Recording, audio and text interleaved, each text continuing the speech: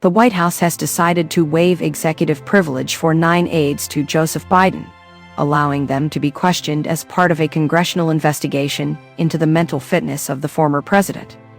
Earlier this month, President Donald Trump, aged 79, initiated an investigation into allegations that Biden's aides concealed his mental decline and secretly managed the country on his behalf.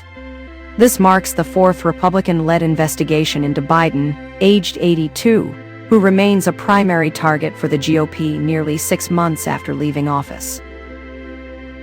The former president has dismissed Republican claims that he was not making decisions in the Oval Office as ridiculous and false, describing the investigations as a distraction from Trump's unpopular budget bill. The White House has now permitted the GOP-led House Oversight Committee to interview 9 former aides, as reported by Axios. A spokesperson for Biden declined to comment on this decision.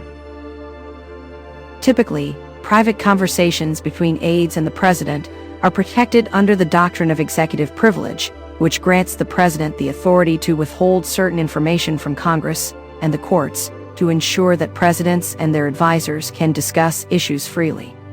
With the waiver of executive privilege, the aides must either answer questions about those conversations or challenge the waiver in court, according to Axios. Most administrations continue to assert executive privilege on behalf of their predecessors, regardless of political affiliation, to protect the integrity of the executive branch.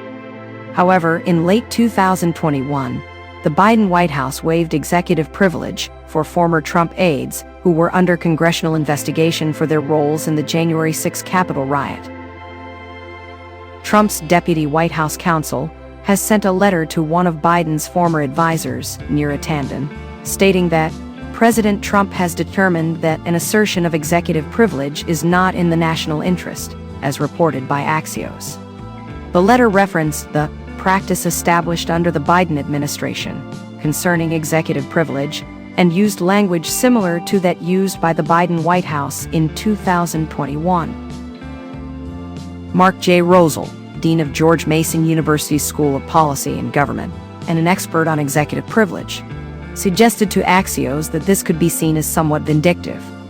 The Daily Beast has reached out to the White House for comment.